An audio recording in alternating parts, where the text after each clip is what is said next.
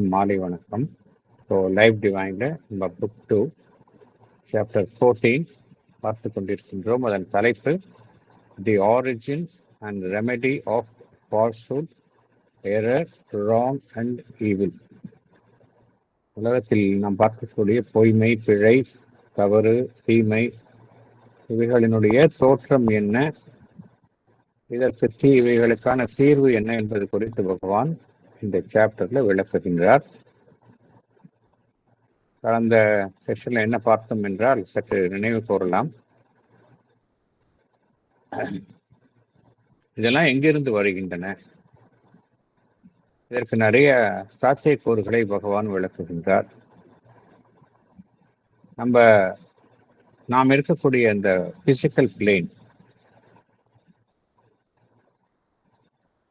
இந்த புவி சார்ந்த தளம்,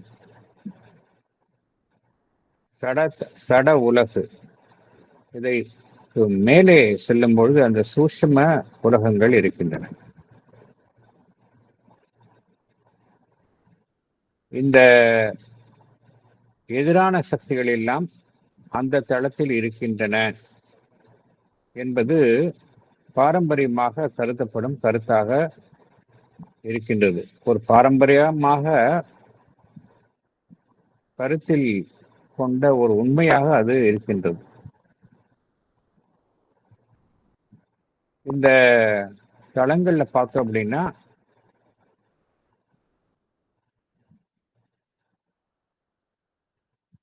ஒரு பிராணமயத்தை சார்ந்த சக்திகள்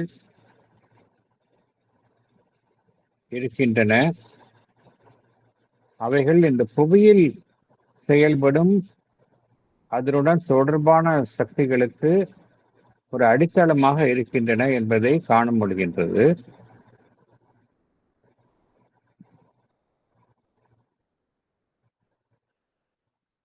இந்த சக்திகளை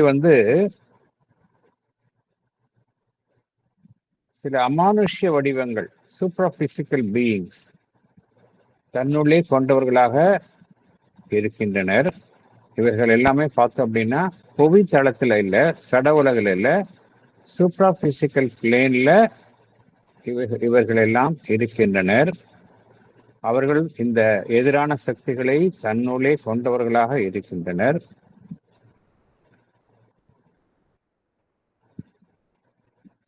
இந்த அமைப்புகளுடைய மூலம் எதில் இருக்கின்றது என்றால், இந்த அமைப்புகள் அதனுடைய இயல்புகளினுடைய மூலம், ரூட் நேச்சர் எங்க இருக்கின்றது என்றால் அறியாமையில் இருக்கின்றது, உணர்வு நிலையினுடைய இருளில் இருக்கின்றது, டார்க்னஸ் ஆஃப் கான்சியஸ்னஸ். அதே போல சக்திகளை தவறாக பிரயோகித்தல்,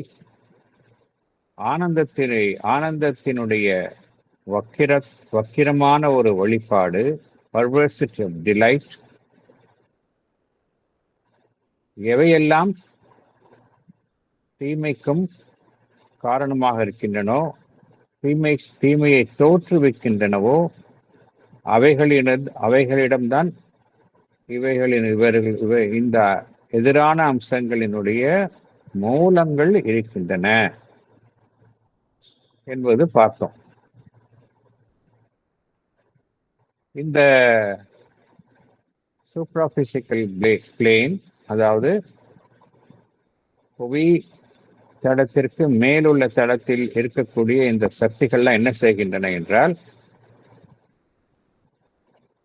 அவைகளினுடைய ஒரு எதிர்மறையான உருவாக்கங்களை, அட்வர்ஸ் கன்ஸ்ட்ரக்ஷன்ஸ், எதிர்மறையான உருவாக்கங்களை இந்த புவியில் இருக்கக்கூடிய ஜீவர்கள் மீது திணிக்கின்றன என்று பகவான் குறிப்பிடுகின்றார். They impose their adverse constructions upon terrestrial creatures அப்படிங்கிறார். எதற்காக என்றால், தங்களுடைய அந்த ஆதிக்கத்தை புவியில் நிலைநாட்ட விரும்புகின்றன. மேலும் ஒளி, உண்மை, நன்மை இத்தகைய மேலான அம்சங்களினுடைய வெளிப்பாட்டை இத்தகைய எதிர் சக்திகள் எதிர்க்கின்றன.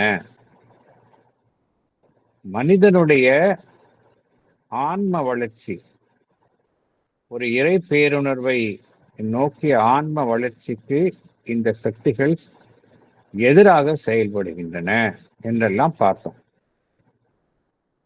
இதுதான் பார்த்தோம் அப்படின்னா நம்மளுடைய ட்ரெடிஷனா பாரம்பரியமாக எவ்வாறு சித்தரிக்கப்படுகின்றன என்றால், conflicts between the powers of light and darkness. ஒளி பொருந்திய சக்திகள் இருள் சக்திகளுக்கு இடையே உள்ள போராட்டம், தேவ அசுர போராட்டம், நன்மை தீமைக்கு இடையில் உள்ள போராட்டம், ஒரு ஒத்திசைவு, ஒரு பிரபஞ்ச அளவிலான ஒத்திசைவு, பிரபஞ்ச அளவிலான ஒரு ஒரு சீர்கட்ட நிலை, காஸ்மிக் ஹார்மனி. அதற்கு எதிராக இருக்கக்கூடிய காஸ்மிக் அனார்கி. அனார்கி என்றால் எதற்கும் ஒரு ஒரு ஒரு ஒழுங்கற்ற நிலை. இதெல்லாம் வந்து நம்மளுடைய ட்ரெடிஷ்னல் பாரம்பரியமான நம்பிக்கைகள்ல இந்த கருத்துக்கள் எல்லாம் காணப்படுகின்றன. எல்லா நம்ம இந்திய மதத்தை தழுவிய அமைப்புகளில் மாத்திரமல்ல, உலகில் உள்ள நாடுகளில் உள்ள எல்லா மதம் இந்த மறைவியல் சார்ந்த ஞானம் இவைகளில் இத்தகைய கருத்துக்கள் காணப்படுகின்றன என்பதை பார்த்தோம். அடுத்தது வந்து நம்ம பேராகிராஃப் 6ல இதுதான் பார்த்தோம். நம்ம அதற்கு உள்ளே செல்லலாம். பேராகிராஃப் 7 உள்ளே செல்லலாம். மீண்டும் இன்னொரு தடவை பார்க்கலாம். அது ஃபர்ஸ்ட்லேருந்தே போகலாம். இந்த ஃபர்ஸ்ட் போர்ஷன் தான் பார்த்தோம். மீண்டும் கண்டினியூட்டிக்காக நம்ம உள்ளே செல்லலாம். Book 2, Chapter 14, The Origin and Remedy of Falsehood, Error, Wrong and Evil. Paragraph 7. The theory of this traditional knowledge is perfectly rational and verifiable by inner experience, and it imposes itself if we admit the supraphysical and do not cabin ourselves in the acceptation of material being as the only reality. As there is a cosmic self and spirit pervading and upholding the universe and its beings, so too there is a cosmic force that moves all things. And on this original cosmic force depend and act many cosmic forces that are its powers or arise as forms of its universal action. Whatever is formulated in the universe has a force or forces that support it, seek to fulfill or further it, further their foundation in its functioning, their account of success in its success and growth and domination, their self-fulfillment or their prolongation of being in its victory or survival. Thank you, sir. இந்த traditional நாலேஜில் என்ன சொல்கிறாங்க அப்படின்னா, இது மாதிரி இந்த சக்திகள்லாம் வந்து புவி உலகம் வந்து எல்லாமே வந்து ஸ்தூல உலகம், எல்லாமே ஃபிசிக்கலாக பார்க்குறோம். இதுக்கு மேலே வந்து சூட்சும தலங்களில் சட்டில் ஃபிசிக்கல் பிளேன் இருக்கு. இதில் தான் வந்து இந்த சக்திகள்லாம் இருக்கின்றது என்பது இந்த பாரம்பரியமாக கருதப்படுகின்ற ஒரு விஷயமாக இங்கு காணப்படுகின்றது ட்ரெடிஷ்னல் நாலேஜில். இது வந்து எப்படி ஏற்றுக்கிறது? இது வந்து அறிவுபூர்வமான விஷயமா?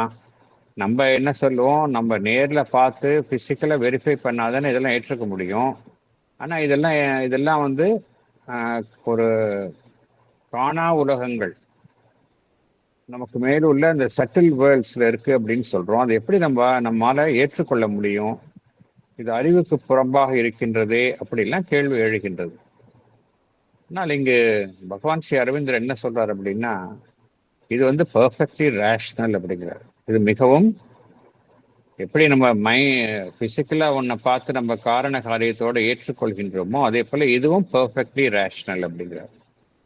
இதை நம்ம நம்மளுடைய உள்முக அனுபவத்தின் மூலம் நம்ம இதை உறுதி செய்து கொள்ளலாம் அப்படிங்கிறார். வெரிஃபைபிள் பை இன்னர் எக்ஸ்பீரியன்ஸ் அப்படிங்கிறார்.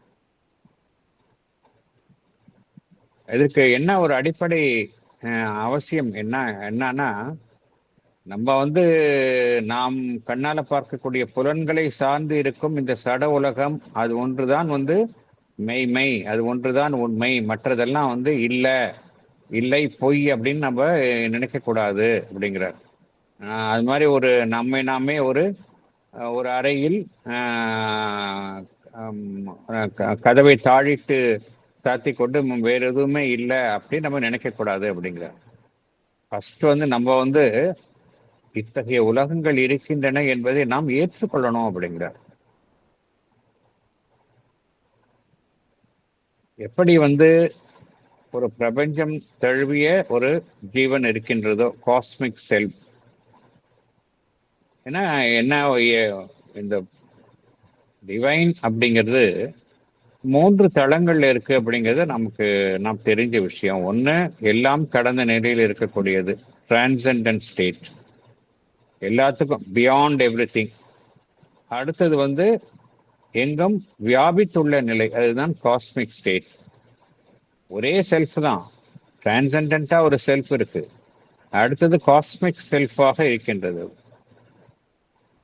பிரபஞ்சம் தழுவிய ஜீவன், பிரபஞ்சத்தில் எங்கும் வியாபித்துள்ள ஜீவனாக இருக்கின்றது.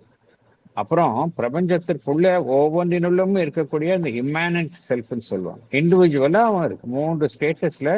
இதெல்லாம் இந்த 3 பாய்ஸஸ் ஆஃப் த டிவைன் எக்ஸிஸ்டன்ஸ் அப்படின்னு நமக்கு தெரிஞ்ச விஷயம்.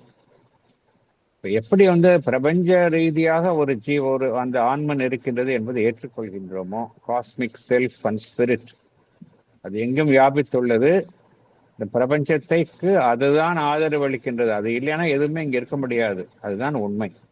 அதே போல அதை ஒட்டி உள்ள சக்தியும் இருக்கின்றது. எப்படி காஸ்மிக் செல்ஃப் அப்படின்னா, காஸ்மிக் எக்ஸிஸ்டன்ஸ் அப்படின்னா அது கூடவே இருக்கணும், சக்தி ஆஸ்பெக்ட் இருக்கணும். ஸோ இந்த காஸ்மிக் ஃபோர்ஸும் கூட இருக்கு, அதுதான் இந்த பிரபஞ்சத்துல எல்லாத்தையும் இயக்குகின்றது. ஆனால் இந்த காஸ்மிக் ஃபோர்ஸ் அப்படிங்கிறது நோ டவுட் அதனுடைய ஆரிஜின் டிவைன் ஆரிஜின், சித் சக்தி, சச்சிதானந்தத்தினுடைய கான்சியஸ்னஸ் ஃபோர்ஸ் ஆஸ்பெக்ட் தான் நம்ம காஸ்மிக் ஃபோர்ஸா இங்க பார்க்குறோம். டிவைன் ஆரிஜின் டிவைன் ஆரிஜின் தான். ஆனால் என்ன நடைபெறுகின்றது என்றால், அதை சார்ந்து செயல்படும் சக்திகள்ல நிறைய சக்திகள் அதை சார்ந்து செயல்படுகின்றன. மெனி காஸ்மிக் ஃபோர்ஸஸ், பிரபஞ்ச சக்திகள்ல மெனி காஸ்மிக் ஃபோர்ஸஸ் அதை ஒட்டி செயல்படும் சக்திகளாக காணப்படுகின்றன.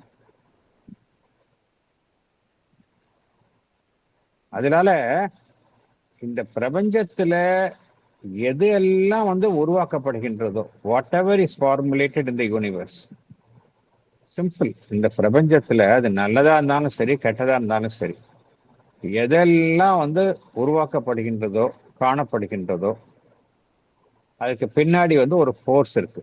இந்த ஃபோர்ஸ் தான் அதை சப்போர்ட் பண்ணுது. இந்த உண்மையை நாம் அறிந்து கொள்ள வேண்டும். மேலும் ஒவ்வொரு செயலையும் அதுதான் அதனுடைய முடிவை நோக்கி அழைத்து செல்கின்றது.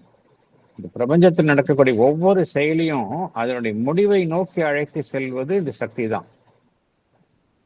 மேலும் மேலும் மேலும் முடிவை நோக்கி அழைத்து செல்வது அந்த சக்தி, அதற்கு பின்னால் இருக்கக்கூடிய சக்தி. அதனுடைய செயல்பாட்டிற்கு அடித்தளமாக இருப்பதும் இந்த சக்தி தான். அந்த செயல்பாடு வெற்றிகரமாக முடியணும் அப்படின்னா அதற்கு பின்னால் இருப்பதும் அந்த சக்தி தான்.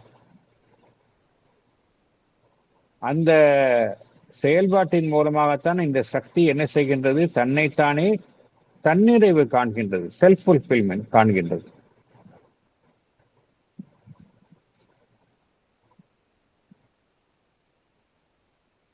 எதன் மூலமாக செயல்படுகின்றதோ அதன் மூலமாக தன்னுடைய வெற்றியையும் தன்னுடைய அந்த இருப்பையும் அது உறுதி செய்து கொள்கின்றது.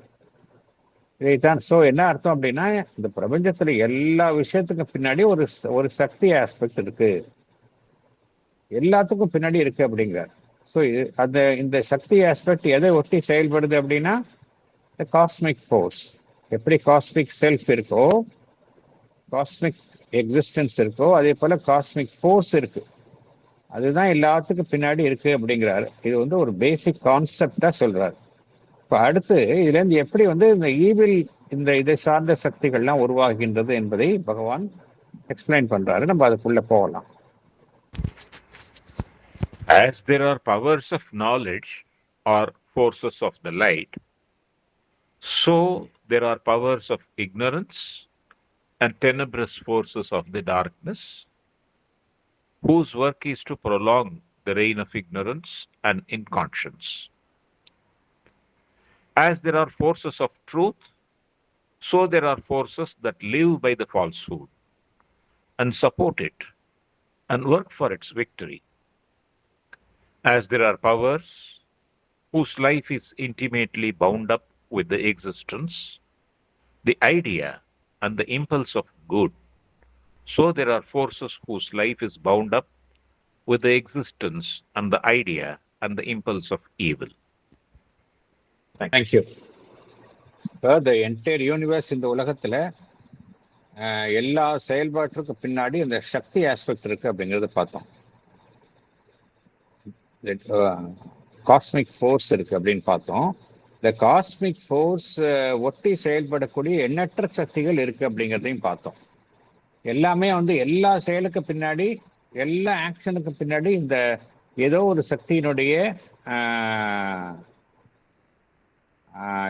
ஒரு சக்தியினுடைய சக்தி பின்புலத்தில் இருந்து இயக்குகின்றது அப்படிங்கிறத பார்த்தோம். அந்த செயலினுடைய எண்ட் வரைக்கும் அதுதான் செயல்படுகின்றது அப்படிங்கிறத நம்ம பார்த்தோம்.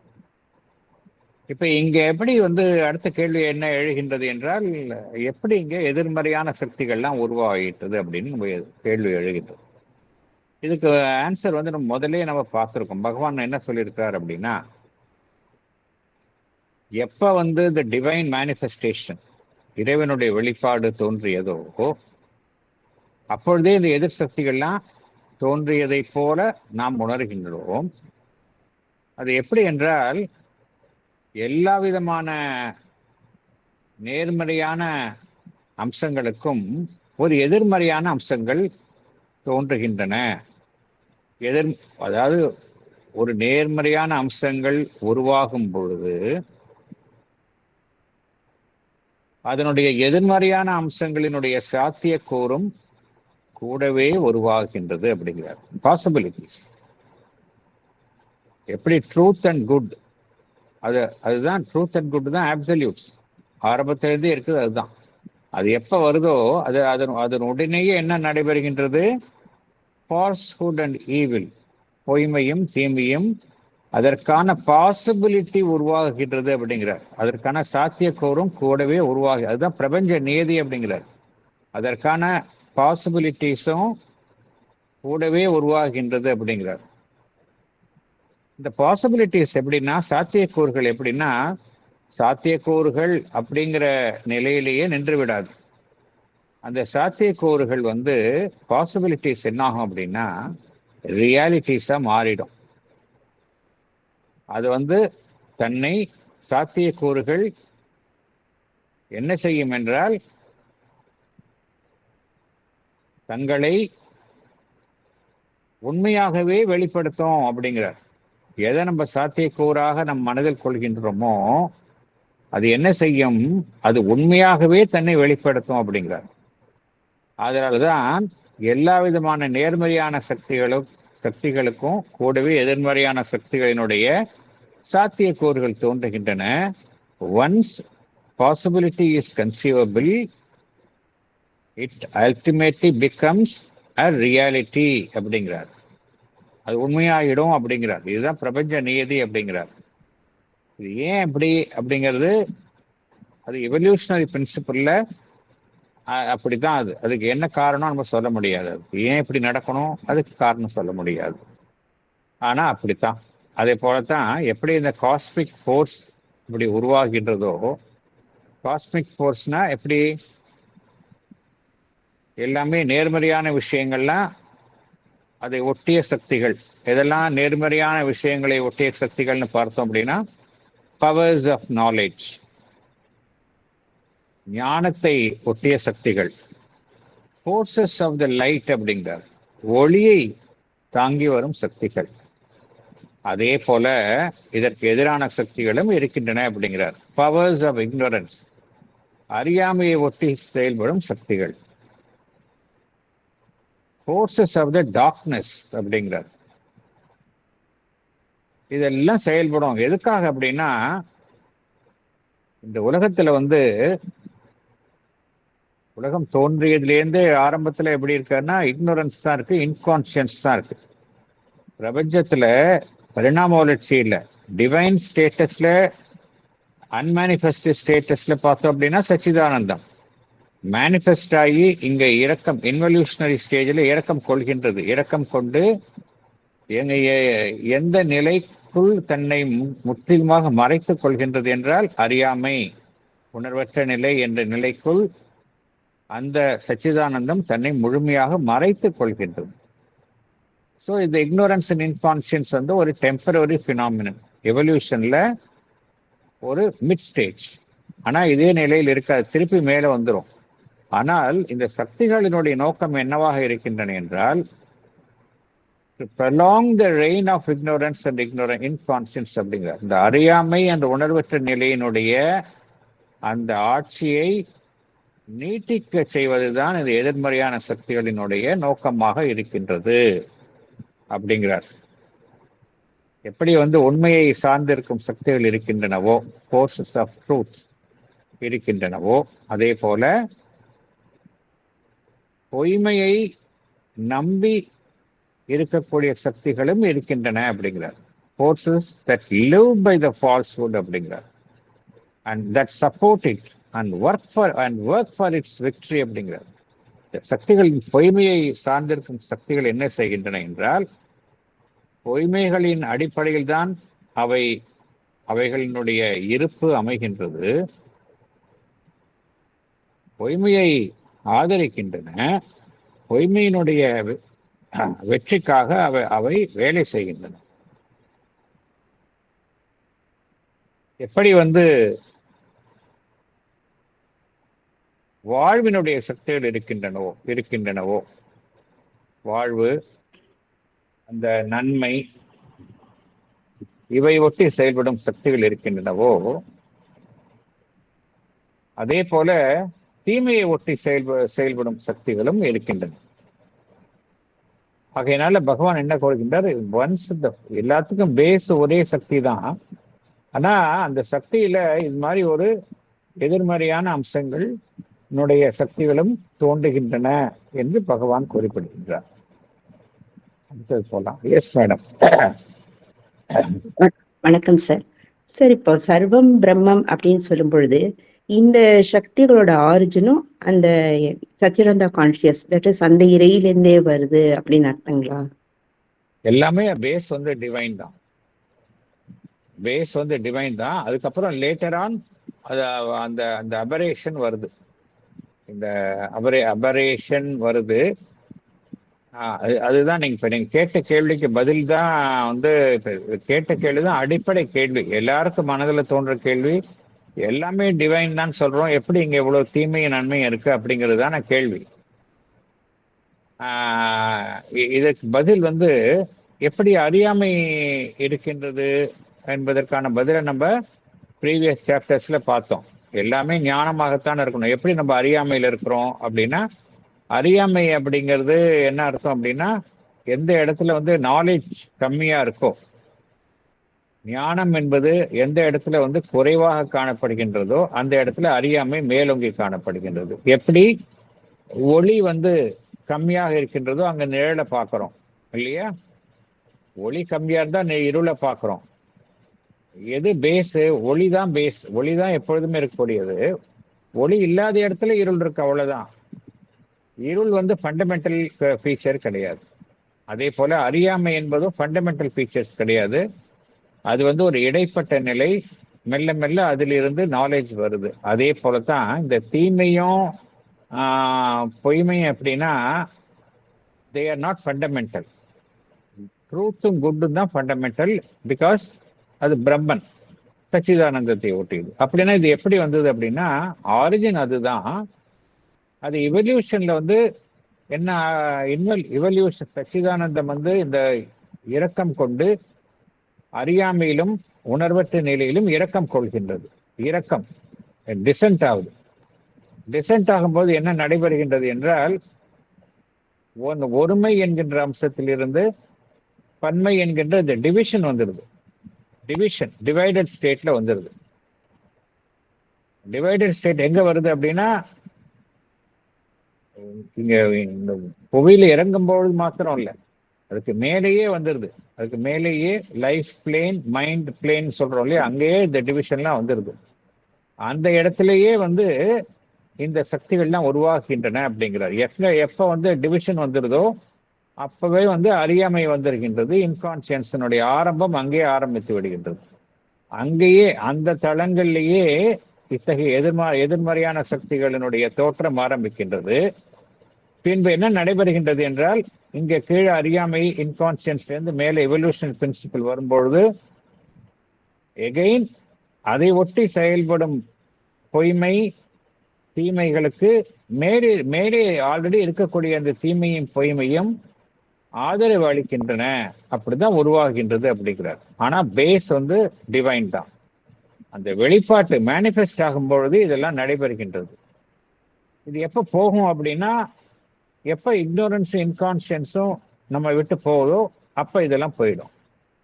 இது வந்து அப்படின்னா என்ன புரிஞ்சுக்கணும் அப்படின்னா, இது வந்து ஒரு டெம்பரரி பினாமினன். இக்னோரன்ஸும் இன்கான்சியன்ஸ் இருக்கிற வரைக்கும் இதெல்லாம் இருக்கும்.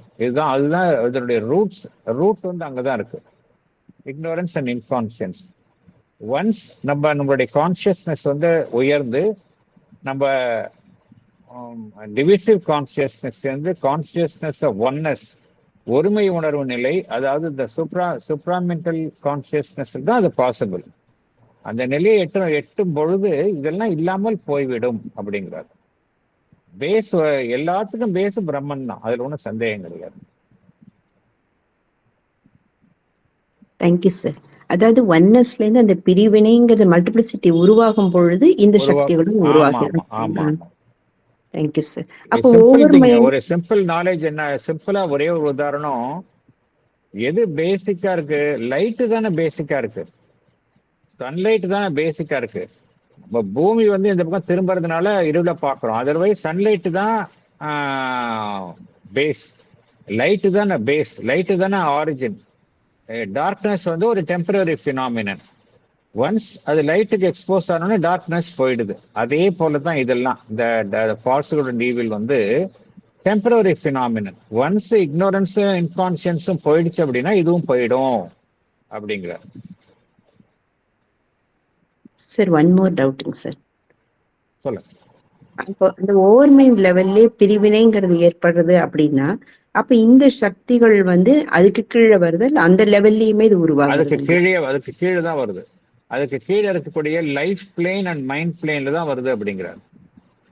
லைஃப் பிளேன் அங்கதான் வந்து டிவிஷன் ஆரம்பிக்குது. டிவிஷன் ஆரம்பிச்ச உடனேயே இதெல்லாம் உருவாகிறதுக்கான அஸ்திவாரம் அங்கேயே போட ஆரம்பிச்சாச்சு. ஓவர் மைண்ட் லெவல்லயே இதுக்கான அஸ்திவாரம் ஆரம்பிக்கின்றது. ஆனா எந்த பிளேன்ல இதெல்லாம் உருவாகுகின்றது அப்படின்னா, life plane and vital plane. நம்மளுக்கு இங்க எப்படி பூமியில வந்து நம்ம லைஃப் இருக்கு, மைண்ட் இருக்கு, லைஃப் இருக்கு. அதை ஒட்டிய சூட்சும தளங்கள்ல வைட்டல் பிளேன், மென்டல் பிளேன் இருக்கு இல்லையா, அங்கேயே ஆரம்பிக்குது அப்படிங்கிற இறக்கம் கொள்ளும் பொழுது ஆரம்பிக்குது அப்படிங்கிற. ஓவர் மைண்ட்ல இந்த டிவிஷன் அப்படிங்கிற ஒரு பிரின்சிபல் உருவாகுது. ஆனா இந்த சக்திகள்லாம் எங்க உருவாகுது அப்படின்னா, அந்த நம்மளுடைய பிசிக்கல் லைஃபை ஒட்டி இருக்கக்கூடிய அந்த வைட்டல் பிளேன்ல உருவாகுது அப்படிங்கிற. Thank you very much sir. Thank you. இந்த ஒரு கொஷன் இந்த Yes. கண்டினியூவேஷன் ஆஃப் மேடம் கேட்டதுல, இப்ப எவல்யூஷன்ல முதல்ல உருவானது இந்த as part of the descent first came the matter, வெறும் pure matter, then single cell organisms and then multiple. அந்த சமயத்துல அந்த ஏர்லி இதுல ஈவில்ன்ற ஃபோர்ஸே இல்லையா அப்படின்னா? So only after the human beings evolve evil forces came அப்பா, அந்த மாதிரி is there answer to this? அதுக்கு தான் பதில் சொல்றார் பகவான். இதோடைய ஆரிஜின் அது கீழே மேட்டருக்குள்ள இறங்குறதுக்கு முன்னாடியே அந்த அந்த நம்ம டயக்ராம் பார்த்தீங்கன்னா புரியும். மேலே சத் சித் ஆனந்தம் இருக்கு, 3 பிரின்சிபிள். நடுப்புற சூப்பர் மைண்ட் அப்படிங்கிற ஒரு பிரின்சிபிள் இருக்கு. அதுக்கு கீழே மைண்ட், லைஃப், மேட்டர் அப்படிங்கிற பிரின்சிபிள். ஸோ இந்த என்டையர் பிரபஞ்சம், என்டையர் கான்ஸ்டிடியூஷனே இந்த 7 பிரின்சிபிள் தான், இதை தவிர வேற எதுவுமே கிடையாது அப்படிங்கிறார் பகவான். நீங்க எல்லாமே 7 பிரின்சிபிள் தான். இதுல நிறைய தளங்கள் இருக்கு, நிறைய சோ மெனி பிளேன்ஸ் இருக்கு. அதை பத்தி நம்ம சாவித்திரி டிஸ்கிரைப் பண்றாரு. இதை பத்தி எல்லாம் நீங்க எந்த ரிலிஜன் போனாலும் இதுல ஏதாவது ஒண்ணுதான் ஃபிட் ஆகணும். இதை தவிர வேற எதுவுமே இருக்க முடியாது. காட்ஸ் அப்படின்னா ஓவர் மென்டல் பிளேன், அதுல நிறைய டிஃப்ரெண்ட் ஹைரார்கிக்கல் இருக்கு. எல்லாமே இந்த ஸ்ட்ரக்சர்ல தான் அடங்கும். இதுல மேல இருந்து கீழே வருது இல்லையா, அந்த சூப்பர் மைண்ட்ல இருந்து கீழே லைஃப் மைண்ட் அப்படின்னு வரும்பொழுது, மேட்ருக்கு போறதுக்கு முன்னாடியே அந்த லைஃப் பிளேன்ல, அந்த லைஃப் பிளேன் அந்த வைட்டல் பிளேன்ல இத்தகைய வைட்டல் பிளேன் அந்த மென்டல் பிளேன், எப்படி நம்ம பிசிக்கலா நம்ம மைண்ட் லைஃப்னு இங்க இருக்கிறோமோ, நம்ம ஒட்டி இருக்கக்கூடிய அந்த சூட்சும தலங்கள், சட்டில் பிசிக்கல் லெவல்ல இந்த தளங்கள்லாம் இருக்கு. அந்த லெவல்லே உருவாகுகின்றது அப்படிங்கிற அந்த சக்திகள்லாம் உருவாகுது. எகைன் இன்கான்சியன்ஸ்லேருந்து, இன்கான்சியன்ஸோட தாக்கத்தின் காரணமாகவும் இத்தகைய சக்திகள் உருவாகின்றன. இது ரெண்டும் கம்பைண்டா செயல்படுது அப்படிங்கிறார்.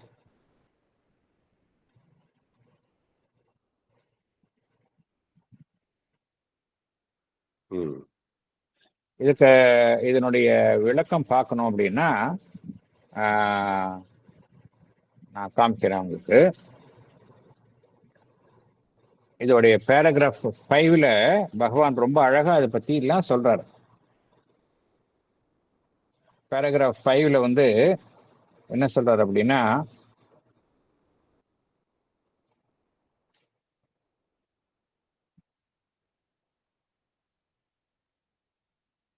பேராகிராஃப் 5ல கடைசியில சொல்றாரு பாருங்க, நீ கேட்ட கேள்விக்கு தான் பதிலே பகவான் அப்படிதான் ஆரம்பிக்குது. The question is, at what juncture of cosmic manifestation the opposites enter in? For it may either at some stage of the increasing involution of consciousness in separative mind and life, or only after the plunge into inconscience. This resolves itself into the question, அதாவது எந்த ஸ்டேஜ்ல உருவாகுது, what ஜங்க்சர் cosmic மேனிஃபெஸ்டேஷன்ல எந்த நிலையில இது உருவாகின்றது. Consciousness மேலும் மேலும் கீழே இறக்கம் கொள்ளும் பொழுது தனிப்பட்ட மனம், தனிப்பட்ட வாழ்வு அப்படிங்கிற நிலையில உருவாகலாம், அல்லது அந்த இன்கான்சியன்ஸ் என்கின்ற நிலையில கீழே அது இறக்கம் கொண்டுள்ள பின் உருவாகலாம் அப்படிங்கிறார்.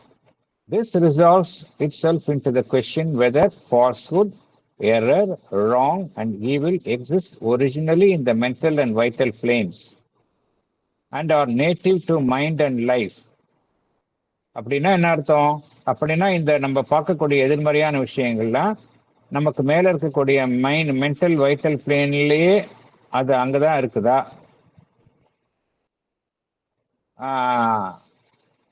அல்லது or proper only to the material manifestation because inflicted on mind and life there by the obscurity arising from the inconscience. இந்த ரெண்டு பாசிபிலிட்டிஸை டிஸ்கஸ் பண்றாரு. இது இங்க இருக்குதா, இல்ல கீழே இருந்து மேல இன்கான்சியன்ஸ்ல இருந்து வரும்போது இந்த எதிர்மறையான சக்திகள் உருவாகி மேல இருக்கக்கூடிய மைண்ட் அண்ட் லைஃபையும் அஃபெக்ட் பண்ணுதா அப்படிங்கிற கேள்வியை பகவான் கேட்கிறார். அப்புறம் என்ன சொல்றாரு, அப்புறம் நம்மளுக்கு சூப்பரா பிசிக்கல் லெவல்ல இருக்கக்கூடிய மென்டல் பிளேன் லைஃப் பிளேன்ல இருக்கு அப்படின்னு நம்ம இருந்தது அப்படின்னா அந்த இடத்துல தான் அது ஒரிஜினலா இருக்குதா?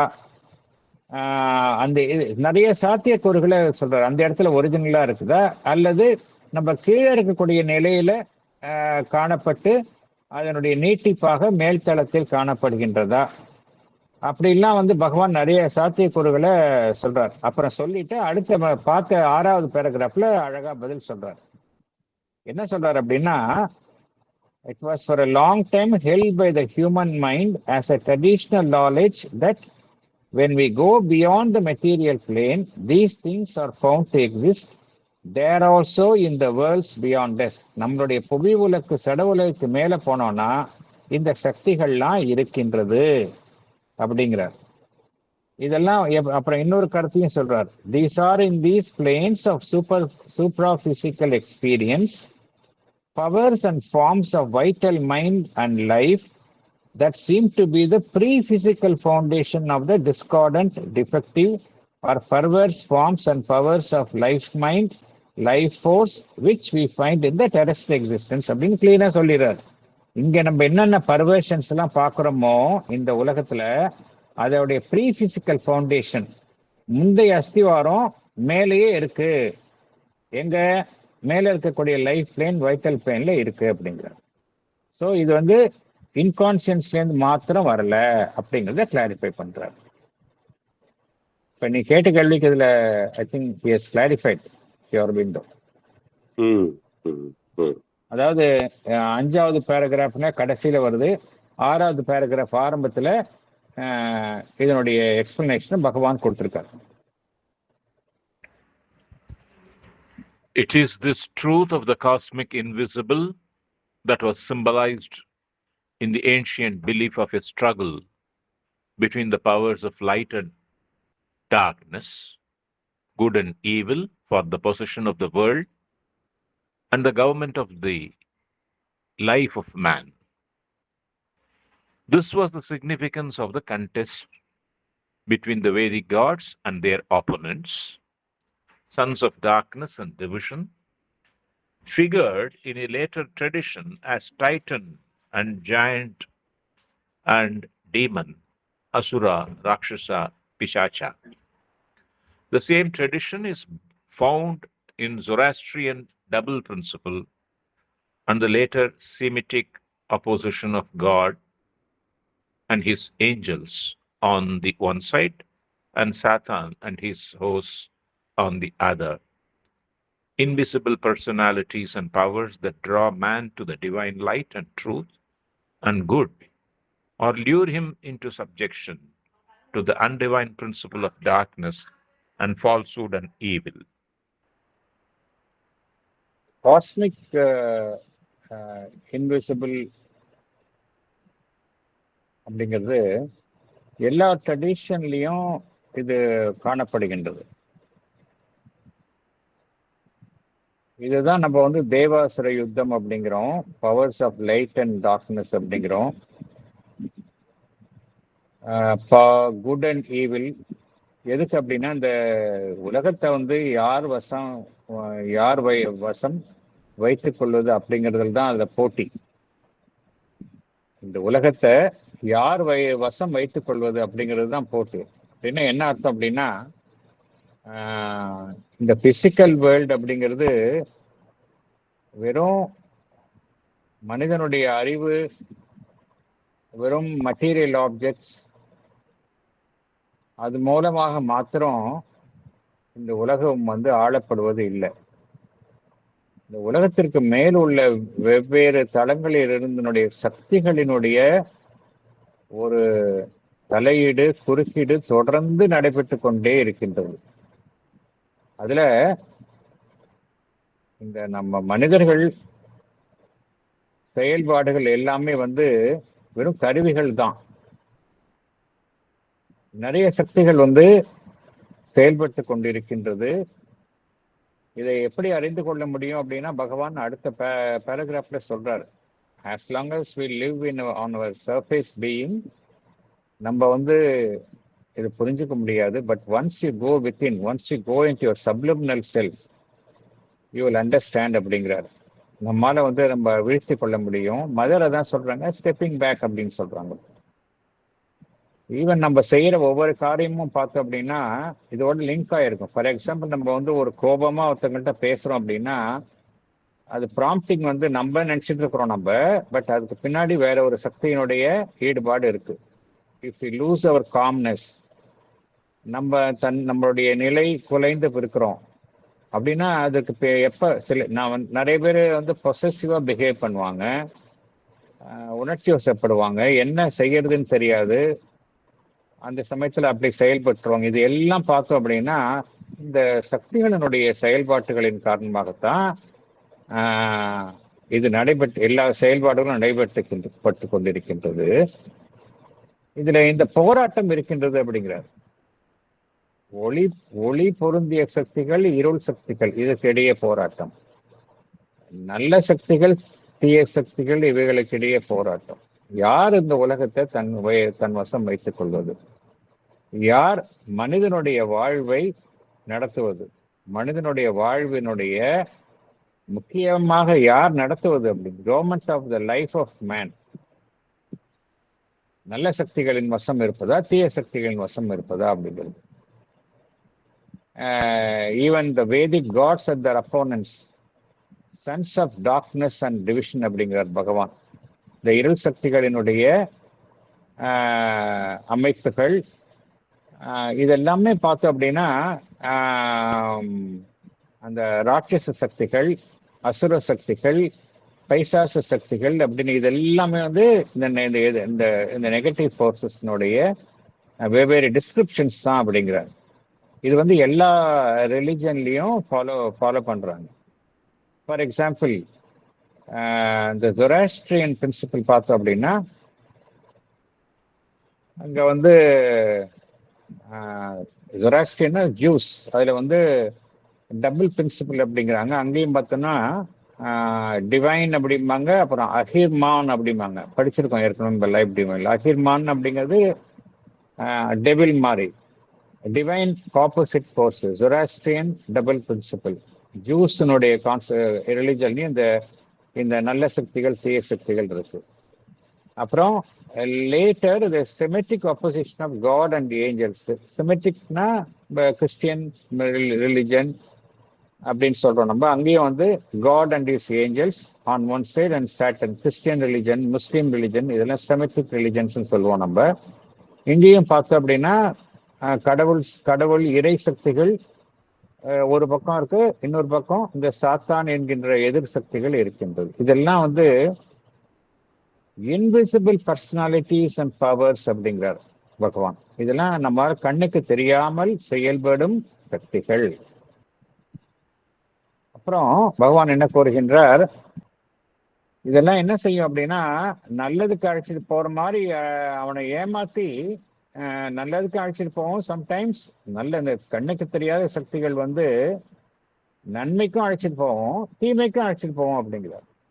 இந்த கண்ணுக்கு தெரியாத சக்திகள்லாம் என்ன செய்யும் அப்படின்னா that draw man to the divine light and truth and good, or lure him into subjection to the undivine principle of darkness, falsehood, evil.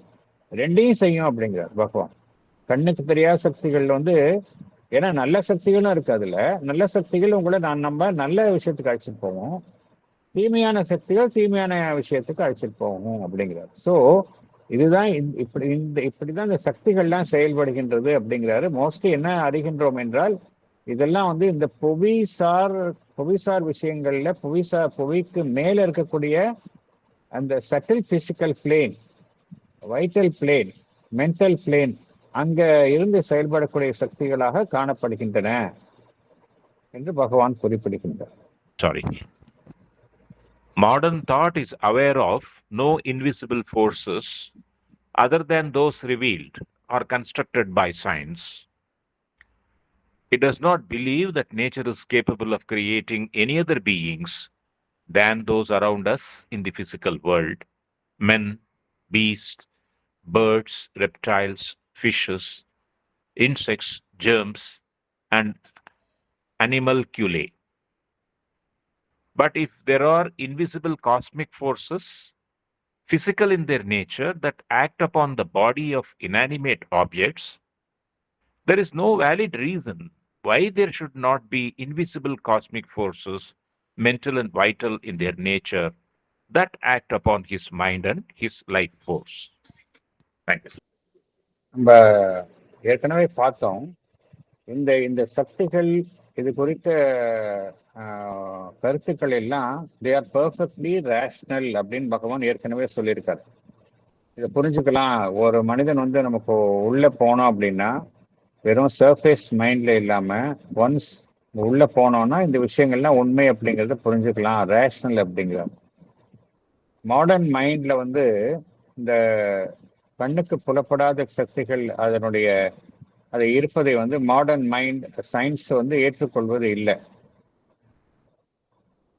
எதெல்லாம் சயின்ஸ்ல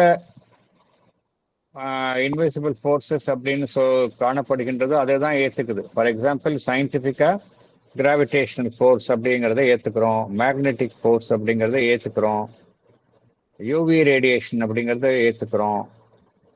இதெல்லாம் வந்து அட்டாமிக் ரேடியேஷன், இதெல்லாம் கண்ணுக்கு தெரியாத சக்திகள், இதெல்லாம் ஏற்றுக்கிறோம். சயின்ஸ் என்ன சயின்ஸில் இதெல்லாம் இன்விசிபிள் ஃபோர்ஸ்னு ஏற்றுக்குது. ஆனால் இதை தவிர வேறையும் ஏற்றுக்க மாட்டேங்குது. ஆனால் சயின்டிஸ்ட் வந்து என்ன எதை நம்ப மறுக்கின்றார்கள் என்றால், இயற்கை வந்து தற்பொழுது என்ன உலகத்தில் அது படைத்துள்ளதோ, மனிதர்கள், விலங்குகள், பறவைகள், ரெப்டைல்ஸ், இது மாதிரி விஷயங்கள்லாம், அப்புறம் அனிமல்குள்ளே அப்படின்னா எல்லா விதமான மைக்ரோ ஆர்கானிசம்ஸ், இதுதான் இயற்கை படைக்க முடியும். இதை தவிர வேறு எதுவுமே இயற்கை வந்து உலகத்தில் படைக்க முடியாது அப்படிங்கிற ஒரு நம்பிக்கையில சயின்ஸ் இருக்கு அப்படிங்கிறார். இதுக்கு பகவான் வந்து இது தவறு அப்படிங்கிறதுக்காக ஒரு வாதத்தை முன்வைக்கிறார். சில சயின்ஸ் வந்து கண்ணுக்கு தெரியாத பிரபஞ்ச சக்திகள் புவி உலகில் புவி சார்ந்து இயங்கும் தன்மையை உடையதாக இருக்கின்றன என்று கோருகின்றன. அவை என்ன செய்கின்றன? சடப்பொருள்களின் மீது செயல்படுகின்றன அப்படிங்கிறத நாம் ஏற்றுக்கொள்கின்றோம். அவ்வாறு இருக்கையில் அதே போல கண்ணுக்கு தெரியாத அந்த பிரபஞ்ச சக்திகள் மனம் சார்ந்து பிராணமயம் சார்ந்து இயல்புடையவை. ஏன் அவனுடைய மனிதனுடைய மனதின் மீதும் வாழ்வினுடைய சக்திகள் மீதும் செயல்பட முடியாது என்கின்ற ஒரு வாதத்தை பகவான் நம் முன் வைக்கின்றார். If there are invisible cosmic forces physical in their nature that act upon the body of inanimate objects, there is no valid reason why there should not be invisible cosmic forces, mental and vital in their nature, that act upon his mind and his life force அப்படிங்கிறார்.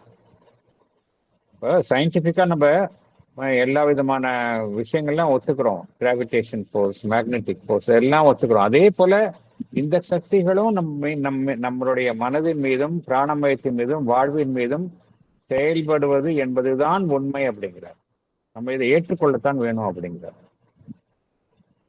நம்மளுடைய ஒவ்வொரு செயல்பாடுகளுக்கும் மூலம் வந்து பார்த்தோம் அப்படின்னா அங்கதான் இருக்கு அப்படிங்கிறார். நம்ம விழிப்புணர்வோட இருந்தோம் அப்படின்னா இது மாதிரி அட்வர்ஸ் ஃபோர்ஸஸ்னுடைய செயல்பாடுகள் அதனுடைய ஆதிக்கத்திலிருந்து நம்ம தப்பிச்சுக்கலாம் அப்படிங்கிறார். அடுத்தது போகலாம். And if mind and life, impersonal forces, form conscious beings, or use persons to embody them in physical forms and in a physical world, and can act upon matter and through matter, it is not impossible that on their own planes they should form conscious beings whose subtler substance is invisible to us, or that they should be able to act from those planes on beings in physical nature. Thank you. இது ரொம்ப important portion of this paragraph. இப்போ நம்ம எது இயக்குது அப்படின்னா நம்ம பாடி இருக்கு. பாடி தான் மனிதன் புறத்தில் பார்த்தோம் அப்படின்னா நம்மளுடைய உடல் தான் இயங்குவதை பார்க்குறோம். ஆனா இந்த உடலை வந்து எது இயக்குது? நமக்குள்ள இருக்கக்கூடிய மனம் இயக்குகின்றது, நமக்குள்ள இருக்கக்கூடிய வாழ்வு சக்தி இயக்குகின்றது. மனம் என்கின்ற சக்தி இயக்குகின்றது, வாழ்வு என்கின்ற சக்தி இயக்குகின்றது. இந்த சக்திகள்லாம் எப்படி? எந்த சக்திகள் இதெல்லாம்?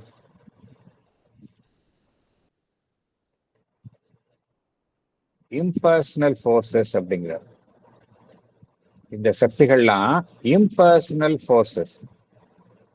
மனம் என்கின்ற சக்தி, வாழ்வு என்கின்ற சக்தி அப்படின்னா இம்பர்சனல் ஃபோர்ஸஸ். அது அதாவது ஒரு தனி மனிதனை மாத்திரம் சார்ந்து இருக்கக்கூடிய சக்தி கிடையாது. இந்த மென்டல் ஃபோர்ஸ் அப்படிங்கிறது காமனா இருக்குது, யூனிவர்சலா இருக்கக்கூடியது. இம்பர்சனலா இருக்கும். அது ஒரு தனி மனிதன் சார்ந்து இருக்காது. ஆனால் அது வந்து ஒரு தனி மனிதன் கிட்ட செயல்படும் பொழுது அவனுடைய தனிப்பட்ட மனம் என்கின்ற குணாதிசயத்தை ஏற்படுத்தும். That's a different issue. ஆனால் இந்த மனம் வாழ்வு அப்படிங்கிற சக்தி எல்லாமே இம்பர்சனல் ஃபோர்ஸஸ். ஆனால் அது என்ன செய்யுது? இம்பர்சனல் அத்தகைய சக்திகள் வந்து அது இம்பர்சனலா இருக்கக்கூடிய சக்திகள் தான். அது அதனுடைய அடிப்படையில எப்படி இருக்குன்னா இம்பர்சனலா இருக்கக்கூடிய சக்திகள் தான். மனம் என்கின்ற சக்தியும் பிராண சக்தியும் இம்பர்சனல், தனிநபர் சாரா சக்திகளாக இருக்கின்றன. ஆனா அது என்ன செய்கின்றது என்றால் நம்மை போன்ற மனிதர்களின் மூலமாக செயல்படுகின்றது. They form conscious beings or use persons to embody them. அந்த சக்தி வந்து நம்மை போல மனிதர்கள் மூலமாக ஒரு உடலின் மூலமாக செயல்படுகின்றது. or use persons to embody them in physical forms அப்படிங்கிறார். இந்த பிசிக்கல் வேர்ல்டு, இந்த உலகத்துல செயல்படுது. அப்புறம் செயல்பட்டு என்ன செய்கின்றது? நம்ம வந்து ஒரு பொருளை யூஸ் பண்றோம். ஸோ மேட்டர் மேல நம்ம மனதில் நினைக்கிறோம். என்ன நினைக்கிறோம்? இந்த பொருளை வந்து நகர்த்தணும் அப்படின்னு நினைக்கிறோம். அது எது நினைக்குது? அந்த மென்டல் ஃபோர்ஸ் தான் நினைக்குது. மென்டல் ஃபோர்ஸ் என்ன செய்யுது? எதுல ஆக்ட் பண்ணுது? அந்த பொருள் அப்படிங்கிறது சடப்பொருள்ல ஆக்ட் பண்ணுது. எதன் மூலமாக ஆக்ட் பண்ணுது? நம்ம உடல் அப்படிங்கிற ஒரு சடப்பொருள் மூலமாக ஆக்ட் பண்ணுது. அதைத்தான் பகவான் சொல்றார். As if mind and if mind and life, impersonal forces, form conscious beings or use persons to embody in physical forms and in a physical world and can act upon matter and through matter. So இதுதான் நடக்குது அப்படின்னா அதனுடைய own plane எங்க? நம்ம இருக்கிறது physical plane. Physical plane வந்து அதனுடைய சொந்தமான தளம் கிடையாது. அதனுடைய சொந்தமான தளம் இது நம்ம இருக்கக்கூடிய பிசிக்கல் பிளேனுக்கு மேல இருக்கக்கூடிய மனோதளம், அதுக்கு மேல இருக்கக்கூடிய பிராணமயதளம், மனோதளம். இது ரெண்டு தான் நமக்கு பிசிக்கல் பிளேனுக்கு மேல இருக்கக்கூடிய தளங்கள். அதுதான் அதனுடைய சொந்தமான தளங்கள். சொந்தமாக இருக்கக்கூடிய தளங்கள் பார்த்தோம் அப்படின்னா அதனுடைய மைண்டினுடைய ஓன் பிளேன் மென்டல் பிளேன், வாழ்வினுடைய ஓன் பிளேன் வைட்டல் பிளேன். அதுதான் அதனுடைய சொந்த இருப்பிடம்.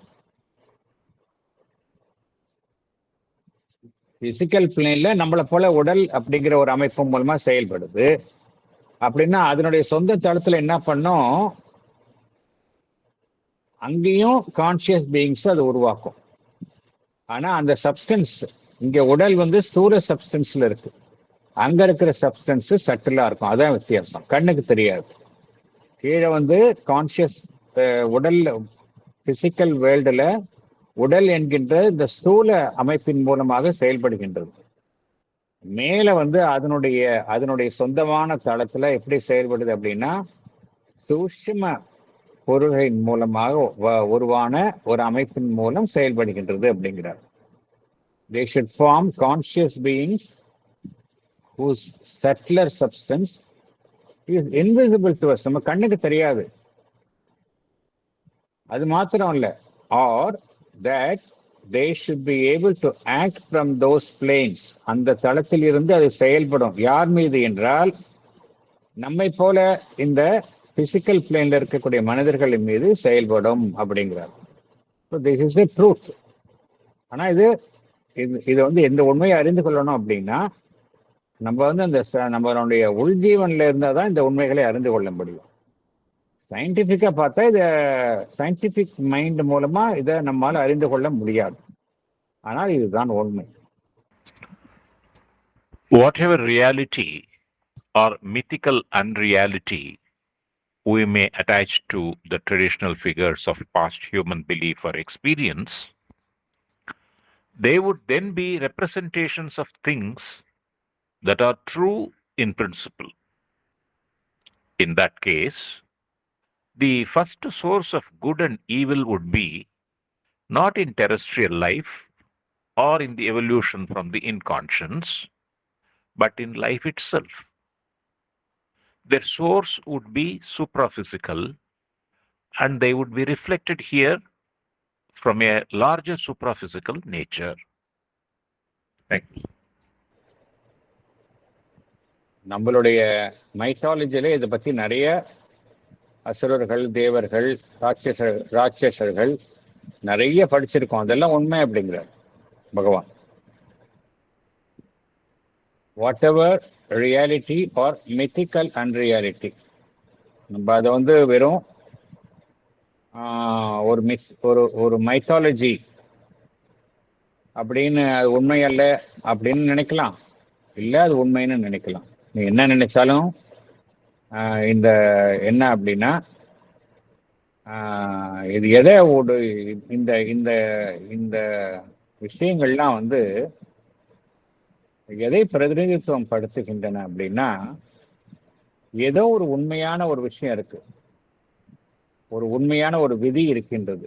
அந்த விதியைத்தான் இந்த விஷயங்கள்லாம் பிரதிநிதித்துவம் படுத்துகின்றன, சித்தரிக்கப்படுகின்றன. பின்னாடி உண்மை இல்லாம இல்லை அப்படிங்கிறார். இது பின்னாடி உண்மை இருக்கு அப்படிங்கிறார். Representations, they would then be representations of things that are true in principle அப்படிங்கிறார். ஸோ இந்த அடிப்படையில பார்த்தோம் அப்படின்னா, இந்த first source of good and evil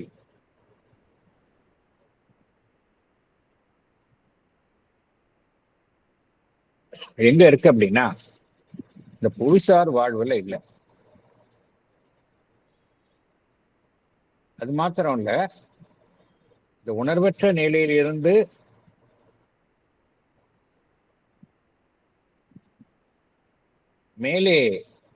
மேல் நோக்கி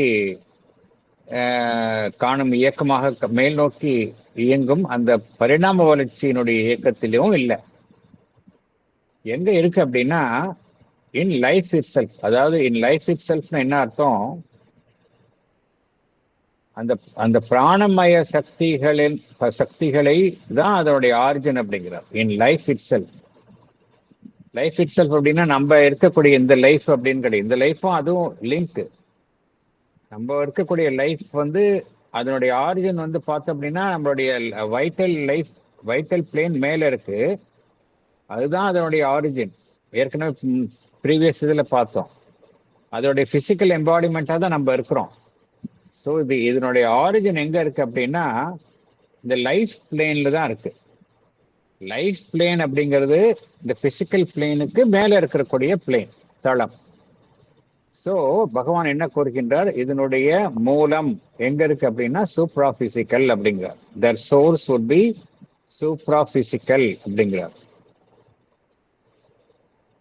அதனுடைய ஒரு ரிஃப்ளெக்ஷனை தான் நம்ம பார்க்குறோம்.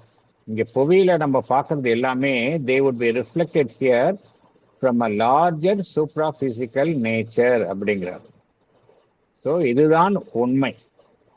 இதனுடைய பேஸ் வந்து ஆரம்பம் வந்து இதுக்கு மேல இருக்கக்கூடிய அந்த லைஃப் பிளேன்ல இருக்கு. அதனுடைய ரிஃப்ளெக்ஷனை தான் நம்ம இந்த புவியில பார்க்குறோம் அப்படின்னு சொல்றார். இப்ப பகவான் என்ன சொல்றார்? இது எப்படி புரிஞ்சுக்கிறது? இப்ப பகவான் சொல்றார் அப்படிங்கறத ஏத்துக்கலாம். நம்மால இந்த உண்மையை அறிய முடியுமா?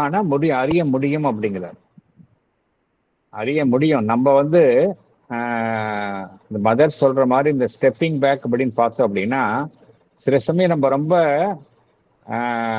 இமோஷன்ஸ், ஆவேசமா செயல்படுறது, ரொம்ப எக்ஸசிவா நம்ம வந்து ஒரு எக்ஸைட்டடா செயல்படுறது அப்படிலாம் பார்த்தோம் அப்படின்னா, ஏதோ ஒரு சக்தி நம்ம இயக்கும். அப்ப நம்ம கொஞ்சம் நம்ம சுதாரிச்சிட்டோம் அப்படின்னா நம்ம அதனுடைய கிரிப்ல இருந்து நம்ம வெளியே வந்துடலாம்.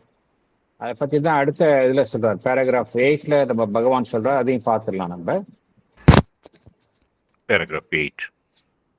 This is certain that when we go back into ourselves very deep, away from the surface appearance, we find that the mind, heart, and sensational being of man are moved by forces not under his own control, and that he can become an instrument in the hands of energies of a cosmic character without knowing the origin of his actions.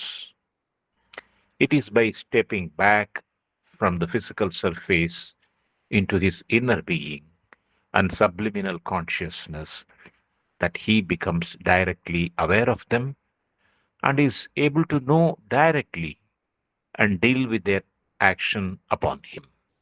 Thank you. இப்போ previous பேராகிராஃப்ல நம்ம பார்த்தோம், எல்லா சக்திகளும் நம்மை வந்து ஒரு கைப்பாவையாக பாவித்து இயக்குகின்றன அப்படிங்கிறது பார்த்தோம். அப்படின்னா மனிதனுக்கு வந்து சுதந்திரம் கிடையாதா, இதுலேருந்து விடுபட முடியாதா அப்படின்னா முடியும். அதுக்கு தான் வந்து அன்னை மதர் வந்து ஸ்டெப் பேக்குங்கிற ஒரு ஃபார்முலாவை நமக்குலாம் சொல்லி கொடுத்துருக்குறாங்க. சேம் திங் இங்கே பகவான் இங்கே சொல்கிறார். நம்ம எப்பெல்லாம் வந்து இம்பல்சிவாக செயல்படுகின்றோமோ, எப்பெல்லாம் ஒரு உந்துதலின் பேரில் செயல்படுகின்றோமோ, யோசிக்காம செயல்படுகின்றோமோ, பேசுகின்றோமோ, அப்பெல்லாம் சற்று நிதானித்து செய்தோம் என்றால் தேவையற்ற அந்த செயலை வந்து தவிர்த்து விடலாம் அப்படிங்கிறது தான் மதர் சொல்றாங்க. ஏன்னா அது மாதிரி இம்பல்சிவ் ரியாக்ஷன் அப்படிங்கிறது வந்து அப்போ வந்து நம்ம வந்து நாம் நம் வசம் இல்லை, இந்த சக்திகளின் வசம் தான் நம்ம இருக்கிறோம். இது நம்ம எப்படி புரிஞ்சுக்க முடியும் அப்படின்னா, எந்த அளவுக்கு நம்ம வந்து மேற்புறத்தில் இல்லாம உள்ளுக்குள்ள கொஞ்சம் கொஞ்சமா போறோமோ அப்ப நம்ம புரிஞ்சுக்க முடியும். இதுக்கு முன்னாடி சாப்டர்ல சப்லிமினல் பீயிங் அப்படிங்கிற ஒரு கம்ப்ளீட்டா ஒரு நிறைய டீடைல்டா பகவான் நமக்கு எக்ஸ்பிளைன் பண்ணியிருக்காரு. சப்லிமினல் பீயிங் எப்படி செயல்படுகின்றது, இந்த நாலேஜ் அண்ட் இக்னோரன்ஸ்ல சப்லிமினல் பீயினுடைய நாலேஜ் எப்படி இருக்கு, சர்ஃபேஸ் பீயிங்கோடைய நாலேஜ் எப்படி இருக்கு. சப்லிமினல் பீயிங்க்கு வந்து என்ன அட்வான்டேஜ் அப்படின்னா, அதுக்கு வந்து எல்லாமே தெரியும். சர்ஃபேஸ் பீயிங்க்கு தெரியாது. சர்ஃபேஸ் பீயிங்க்கு வந்து நமக்கு வெளியில பிரபஞ்சத்திலிருந்து எந்த சக்தி நம்ம மீது செயல்படுகின்றது அப்படிங்கிற அந்த அவேர்னஸ் சர்ஃபேஸ்ல இருக்கிற வரைக்கும் தெரியாது. ஆனா சப்லிமினல் பீயிங்க்கு அது தெரியும். எந்த சக்தி வந்து வெளியிலேருந்து உள்ள வருது, அதை அனுமதிக்கலாமா வேண்டாமா, அதுக்கு இணங்கி செயல்படலாமா வேண்டாமா அப்படிங்கிற அந்த டிஸ்கிரிமினேட்டிங் கெப்பாசிட்டி சப்லிமினல் பீயிங்க்கு தெரியும்.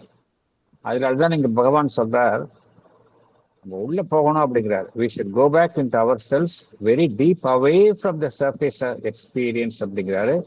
நம்ம எப்படி செய்யலாம் அப்படின்னா, இந்த இன்வர்ட் கான்சென்ட்ரேஷன், மெடிடேஷன், கூடுமான வரைக்கும் நம்ம எக்ஸ்டீரியரைஸ் பண்ணலாம நம்ம உள்ளுக்குள்ள லிவிங் வித்தின் அதை நம்ம பழகிக்கணும், அதை ப்ராக்டிஸ் பண்ணணும் அப்படின்னா என்ன உணர முடியும் அப்படின்னா, நம்மளுடைய மைண்ட், ஹார்ட், நம்மளுடைய மைண்ட், லைஃப், சென்சேஷன், நம்மளுடைய உணர்ச்சி மயம் இதெல்லாம் வந்து நம்மளுடைய கண்ட்ரோல்ல மாத்திரம் இல்ல, நமக்கு வெளியிலிருந்து செயல்படக்கூடிய சக்திகளின் மூலமாகவும் இயக்கப்படுகின்றன அப்படிங்கிறதையும் நம்ம அறிந்து கொள்ள முடியும் அப்படிங்கிறார். அதே போல இன்னொன்றை அறிந்து கொள்கின்றோம். நம்ம வந்து இந்த சக்திகளின் இந்த எல்லாம் பிரபஞ்ச அளவில் செயல்படும் இந்த சக்திகளினுடைய ஒரு கையில் ஒரு கருவிகளாகத்தான் நாம் செயல்படுகின்றோம். அதனாலதான் நம்முடைய செயல்பாடுகளினுடைய ஆரிஜின் எங்க நமக்கு தெரியாது, நமக்கு வெறும் கருவிகளாக செயல்படுகின்றோம் என்பதை அறிந்து கொள்ள முடியும் அப்படிங்கிறார். எப்போ அப்படின்னா, நம்மளுடைய பிசிக்கல் சர்ஃபேஸ்ல இருந்து நம்மளுடைய உள்ஜீவன் சப்லிமினல் கான்சியஸ்னஸ்ல இருந்து செயல்படும் பொழுது நம்ம இத்தகைய சக்திகளினுடைய செயல்பாடுகளை நேரடியாக உணர முடியும். அதே போல நம்மால வந்து எப்படி அந்த நேரடியான செயல்பாட்டுக்கு வந்து ஒரு செயலற்ற நிலையில் நம்ம இணங்காம நம்மால் தவிர்க்க முடியும். அதைத்தான் பகவான் சொல்கின்றார், able to know directly and deal with their action upon him அப்படிங்கிறார். நம்மால வந்து அதை தவிர்க்க முடியும், வேணுங்க நம்ம அதுக்கு இணங்குவதா வேண்டாமா அப்படிங்கிறத நம்ம டிசைட் பண்ண முடியும் அப்படிங்கிறார். He grows aware of interventions which seek to lead him in one direction or another, of suggestions and impulsions which had disguised themselves as original moments of his own mind and against which he had to battle. He can realize that he is not a conscious creature inexplicably produced in an unconscious world out of a seed of inconscient matter and moving about in an obscure self ignorance, but an embodied soul through whose action cosmic nature is seeking to fulfill itself, the living ground of a vast debate between a darkness of ignorance out of which it emerges here and a light of knowledge which is growing upwards towards an unforeseen culmination. சரி, இதில் நம்ம உள்ளுக்குள்ள வாழ ஆரம்பிச்சோம் அப்படின்னா, அதாவது living within, நம்மளுடைய உள்ஜீவனில் இருந்து வாழும் பொழுது நம்மால இத்தகைய மேலிருந்து குறுக்கிடும் இந்த சக்திகளினுடைய இயக்கத்தை நம்மால புரிஞ்சு கொள்ள முடியும் அப்படிங்கிறார். நம்ம எப்படி இந்த சக்திகள் வந்து வெவ்வேறு திசைகளில் நம்ம இழுக்கின்றன, எவ்வாறு நமக்கு அவைகளின் மூலமாக நமக்கு எவ்வாறு இந்த சஜஷன்ஸ், சில சமயம் நல்ல சஜஷனா வரும், சில சமயம் அட்வர்ஸ் சஜஷனா வரும். ஆலோசனைகள்லாம் வந்து அது கொடுக்கும், அந்த சக்திகள்லாம் நமக்கு தரும். இம்பல்ஷன்ஸ், திடீர்னு ஒரு காரியத்தை செய்யணும் அப்படிங்கிற ஒரு உந்துதல், இதெல்லாம் வந்து எங்கேருந்து வருதுன்னா அங்கேருந்து தான் வரும் அப்படிங்கிறார். ஆனா எப்படி அது வந்து ஒரு மாறுவேடம் பூண்டு வரும் அப்படிங்கிறார். Which disguise themselves. எப்படி மாறுவேடம் பூண்டு வரும்? நம்முடைய இயக்கம் போல, நம்முடைய மனதில் தோன்றிய எண்ணங்கள் போல அப்படிங்கிற மாதிரி ஒரு மாறுவேடத்துல இதெல்லாம் வரும், மாறுவேடம் புனைந்து வரும் அப்படிங்கிறார். Which disguise themselves as original moments of his own mind and against which he had to battle. போராடுறோம்ல, நம்ம இது செய்யலாமா வேணாமா, இது நல்ல யோசனையா இல்லையே, இது ஏன் எனக்கு தோணுது அப்படின்னு நம்ம போராடுறோம் இல்லையா, அதுதான் சொல்றாரு இங்க பகவான். அப்புறம் நம்ம என்ன புரிந்து கொள்ளணும் அப்படின்னு, நம்ம உள்ளுக்குள்ள இருந்து வாழும் பொழுது என்ன புரிந்து கொள்ள முடியும் அப்படின்னா, நம்ம வெறும் இந்த உலகத்துல நம்ம வந்து ஒரு ஆக்சிடென்டா தோன்றிய ஒரு அமைப்பு கிடையாது. ஏன்னா இந்த உலகம் எப்படி இருக்கு, எங்க பார்த்தாலும் மேட்டர் தான் டாமினேட் பண்ணுது. இந்த சட உலகத்துல எது டாமினண்டா இருக்கு அப்படின்னா மேட்டர் தான் டாமினண்டா இருக்கு. அதுல தாவர இனங்கள்ல பார்த்தோம் அப்படின்னா கான்சியஸ்னஸ் வந்து ஃபுல்லா இல்லை, விலங்குகள்கிட்ட ஃபுல்லா இல்லை. மனிதன் அப்படிங்கிற நிலையில தான் வந்து ஒரு கான்சியஸா இருக்கிறோம் நம்ம. ஸோ இது வந்து ஒரு விபத்தா, அது இதற்கான ஒரு காரணமே இல்லாம இதுக்கு விளக்கம் காண முடியாத நிலையில் இருக்கக்கூடிய ஒரு அமைப்பு தான் மனிதனா?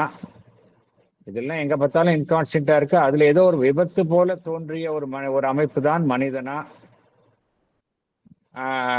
சட பொருள் தான் இருக்கு, அங்க ஒரு இன்கான்சியன்ஸை பார்க்குறோம். மனிதன் அப்படிங்கிற நிலையில வந்துதான் கான்சியஸ்னஸ் இருக்கு. அங்கேயும் பார்த்தோம் அப்படின்னா ஒரு அறியாமை என்கின்ற நிலையில் தான் இயங்குகின்றோம். ஆனா அப்படித்தான் எடுத்துக்கொள்வதா, இதற்கு பின்னாலே வேற ஏதாவது உண்மை இருக்கின்றதா அப்படிங்கிறத அறிந்து கொள்ள வேண்டும் என்றால், ஒரு மனிதன் மேற்புறத்தில் இருந்தால் இதற்கு பின்னால் உள்ள உண்மையை மேற்புறத்தில் இருந்து வாழும்பொழுது மட்டும் அறிந்து கொள்ள முடியாது. ஒரு மனிதன் வந்து எப்ப உள்முகமாக உள்ஜீவனில் வாழும் பொழுது என்ன உண்மையை அவன் அறிந்து கொள்கின்றான் என்றால், அவன் இத்தகைய அம்சங்களை கொண்ட வெறும் மனிதன் அல்ல, ஒரு விபத்து அல்ல. ஆனால் மனிதன் என்கின்ற உருவெடுத்த ஒரு ஆண்மன், நான் ஒரு ஆண்மன் என்கின்ற உண்மையை அப்பதான் அறிந்து கொள்ள முடியும். வெறும் ஒரு ஆக்சிடென்ட்ல தோன்றிய ஒரு மனிதன் கிடையாது, பட் an embodied soul. இந்த உடல் என்கின்ற உருவெடுத்த ஒரு ஆண்மன் நான், அதுதான் உண்மை. அது என்னை இந்த ஏதோ ஒரு நோக்கத்தை நிறைவேற்றிக் கொள்ள வேண்டும் என்பதற்காக இந்த பிரபஞ்சத்தில் நான் உருவெடுத்துள்ளேன். இந்த உலகத்தில் நடக்கக்கூடிய அந்த இருள் சக்திகளுக்கும் ஒளி சக்திகளுக்கும் இடையில் இருக்கும் ஒரு அமைப்பாக நான் காணப்படுகின்றேன். ஆனால் நான் எதை நோக்கி போகின்றேன் என்றால் வேற ஏதோ ஒரு உயர்வான விஷயத்தை நோக்கி போகக்கூடிய ஒரு அமைப்பாக இருக்கின்றேன் என்கின்ற உண்மையை ஒரு மனிதன் எப்ப அறிந்து கொள்ள முடியும் அப்படின்னா, அவன் உள்ள இருக்கும் பொழுதுதான் அந்த உண்மையை அறிந்து கொள்ள முடியும். அதர்வைஸ் சர்ஃபேஸ்ல இருக்கிற வரைக்கும் அவன் என்ன நினைப்பான், எங்க பார்த்தாலும் ஒரு இன்கான்சியன்ஸ் இருக்கு, நான் அறியாமையில் இருக்கிறேன், என்ன செய்துன்னு தெரியல அப்படிங்கிற ஒரு குழம்பிய நிலையில் தான் மனிதன் இருப்பான். ஆனா தான் ஒரு ஆண்மன், ஒரு உயர்வான நோக்கத்திற்காக படைக்கப்பட்ட ஆண்மன், நோ டவுட். எந்த நிலையில் இருக்கும் ஆண்மன் என்றால் இருள் சக்திக்கும் ஒளியை சார்ந்திருக்கும் சக்திக்கும் இடையில் நடைபெறக்கூடிய அந்த ஒரு போராட்டத்தில் இருக்கக்கூடிய ஒரு அமைப்பாக இருந்தாலும் என்னுடைய இலக்கு வேறொரு முழுமையான நிறைவை நோக்கித்தான் செல்லும் இலக்காக இருக்கின்றது என்கின்ற உண்மையை அறிந்து கொள்ள முடியும். எப்ப அப்படின்னா நம்ம வெறும் மேற்புறத்தில் இருக்கும் அமைப்பு இல்லை, I am an embodied soul அப்படிங்கிற ஒரு உண்மையை அறிந்து கொள்ளும் பொழுது மனிதன் இதுல இருந்தெல்லாம் விலகி இருக்கலாம் அப்படிங்கிறார். ஸோ இந்த paragraph 8 ரொம்ப பெரிய லாங் பேராகிராஃப். அதை அதோடைய பேலன்ஸ் போர்ஷன் நம்ம அடுத்த செஷன்ல நம்ம பார்க்கலாம்.